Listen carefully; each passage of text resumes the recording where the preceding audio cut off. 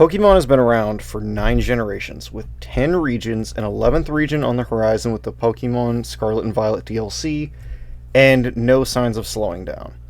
There's over 1,000 different types of Pokemon, not counting any regional variants, and it raises the question of which Pokemon region overall has the best designs. Now, obviously, this is a very subjective video. Nothing I'm going to say here is 100% written in stone law. My own opinion of this might actually change after I finish making the video. I don't know. I went through each Pokemon region, assigned each Pokemon a rank from S to F, and each rank will have its own value. I'm going to take all of the Pokemon values, add them together, get the average, and then rank each Pokemon region based on the overall average that they got. A few caveats right off the bat. I will not be including any sort of Mega Evolutions, Gigantamax forms, or any other different form variations. I am simply going to take that base Pokemon and assign it a rank value. None of Deoxys' alternate forms, no Mega Blaziken, no Mega Sceptile. And I'm doing that because it is significantly unfair to try and rank all the forms from one region, because you have regions like Hoenn that got an entire batch of Megas, as well as different variations on different Pokemon, and it's wildly unfair to them to get all of those ranked as opposed to something like Unova, which doesn't have that many alternate variations and alternate forms, and most of the ones it does have are not that great. So, we're jumping right in with the very first region, Kanto. Oh boy. Hello? Yeah, it's me. Yes, I'm aware of Meltan and Melmetal. What do you mean what am I going to do about them? I'm going to put them on a list.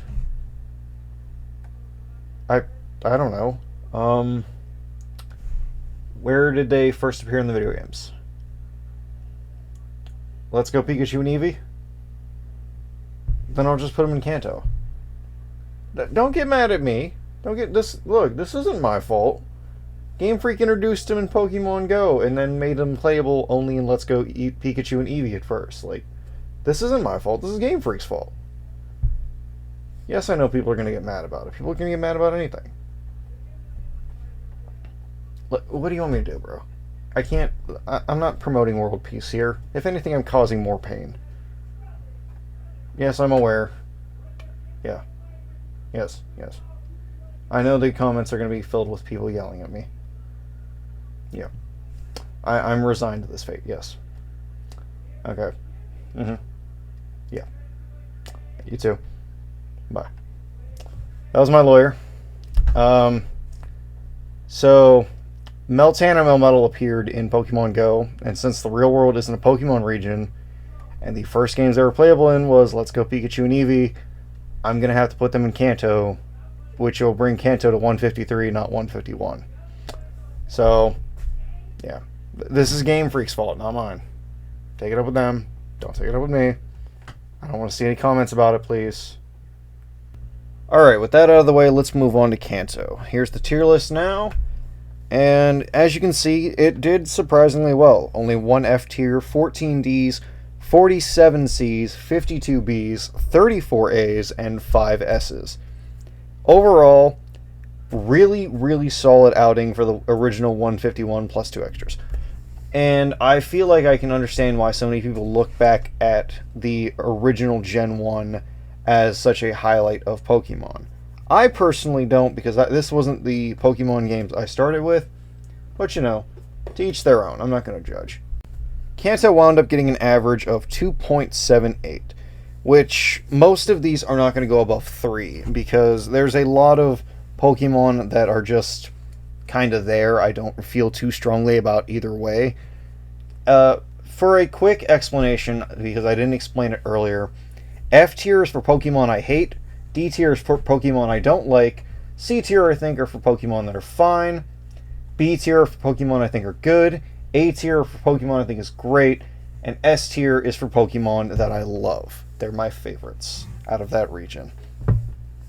So, with that out of the way, let's jump over to Johto and see just how much the Kanto DLC decided to hold up to it. Alright, Johto introduced 100 new Pokemon, and here's the tier list now. So we have another single F tier, 10 D tiers, 37 Cs, 21 Bs, 21 As, and 10 Ss, giving us an average of 2.82. So already off to a slightly better start than Kanto, but I feel like that's because Johto has more Pokemon in the S tier than Kanto. But we'll talk more about my personal feelings about each ranking towards the end. And let's move on to what was actually my first starting region, Hoenn. So Hoenn got the first 0 in F tiers, and as well as 8 D tiers, 63 C tiers, 29 Bs, 26 As, and 9 Ss, giving the total 135, an average of 2.74. And I think what ultimately hurt Hoenn's score more than anything else was the amount of Pokemon that I just did not feel too strongly about either way. Because 63 is a pretty big number to have in the C tier, when I'm only assigning 1 point for each C tier. Also, while we're in Hoenn, I want to bring this up right now because it's going to become a problem in the future regions, and that is my personal views on anthropomorphic Pokemon. I don't want to make this a whole tangent, I don't want to make this a whole rant. I think that a good anthropomorphic Pokemon stands on 3 pillars. 1. Is the design gender neutral? Can I look at this Pokemon and see both genders in its design without it favoring one or the other? Blaziken can be both genders with no hesitation, but Gardevoir, despite what some people on a certain website might tell you, cannot really be pictured as a male. It is very clearly a feminine Pokemon. Number 2. Is the design wearing clothes? There's a difference between a Pokemon that looks like it's wearing an article of clothing and a Pokemon that's full-on wearing shorts and a t-shirt, or battle armor with spikes.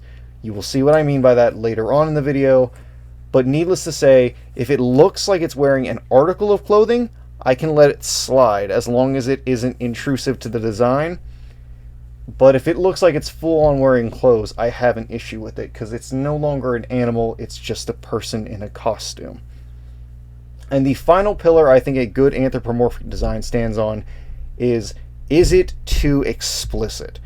Does it look like they specifically designed it to be drawn by certain artists? And that's all I'm going to say on that. And yes, there are some Pokemon that very much do look explicit, in my personal opinion, and that's why you will not see them higher than C or D tier. But with that out of the way, let's move on to Sinnoh.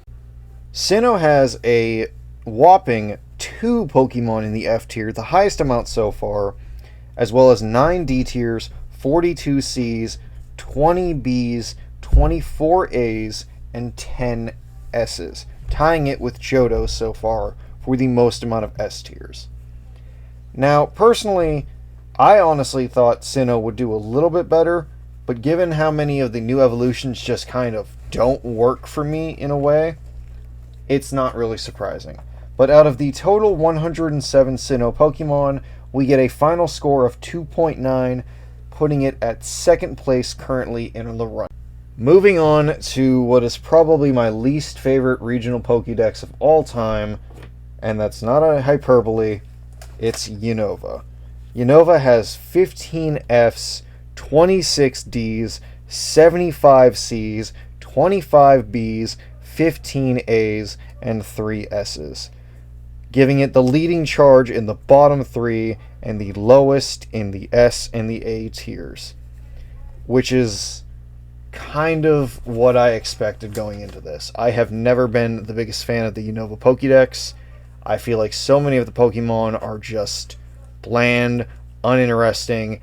I've heard many people say that it was meant to be a reboot of Pokemon, which I don't get at all. How can you reboot Pokemon when none of the games outside of Gold, Silver, Red, and Blue have any sort of connection at all? Different rant for a different video, though. So the final 156 we got from Unova gives us a grand total average of 2.57, the lowest so far. I'm not sure if we will see anything that takes that cake farther, but let's move on to Kalos. Kalos has 72 Pokemon, and by my count, 3 of them are F tier, 9 of them are D, 37 are C, 11 are B, 10 are A, and 2 are S. And honestly, if you would have asked 13-year-old Trapped what he thought of Aegislash would not have been an S tier. Weird how times have changed. Kind of just goes to show this video is going to probably be irrelevant by the time I put it out, but not my point. So out of the 72 Pokemon, we get an average of 2.30 for Kalos. And I'm not sure if it's hurt because of its low count, or how many of the C-tier Pokemon I just did not care about. But I guess that's something that we can figure out at another point. Because right now, we're moving on over to Alola. The very first region to give us regional forms, Alola brought in 104 new Pokemon, with 1 F tier, 10 D tiers, 46 Cs, 24 Bs, 15 As, and 8 S tiers. It gives us a whopping average of 2.63. Higher than Unova, but still not high enough to reach the upper echelon of the first 4 generations. Moving on to Galar next, we had... The final count I landed on was 109. No one can apparently agree on how many Pokemon got introduced in Galar. Someone needs to get on that and fix that. But we got 6 F tiers, 12 D tiers, 48 Cs, 19 Bs, 19 As, and 5 S tiers, giving us an average of 2.44. Not the lowest out of the 3D era games, but not the highest either. Next up, onto the smallest Pokédex, period, Hisui. It counts, it is not Sinnoh, it's a different name, it's got a whole game, it's a whole thing. We have 2 F tiers, 3 D tiers, 8 C tiers, 4 B tiers, 5 A tiers, 2 S tiers, giving us an average of 2.54. Just barely losing to Unova, but still beating out Galar and Kalos, giving it the highest 3D era game we have so far. And frankly, we need some more of these Legend games. These are like the coolest fucking thing that Pokemon has ever done. I really, really want to see one for like Johto or something. Give me a reason to like Unova, please. And we're on to the final region to date of this video. And keep in mind, it's not complete because we still have the DLCs, one of which will be taking place in Paldea, but the other of which will be taking place in a new region. I might go back and revisit this idea later on, depending on how well this video does or if I remember. So, Paldea is the first 3D game to give us 0 F tiers, but 15 Ds, 31 Cs, 24 Bs, 32 As, 5 S tiers.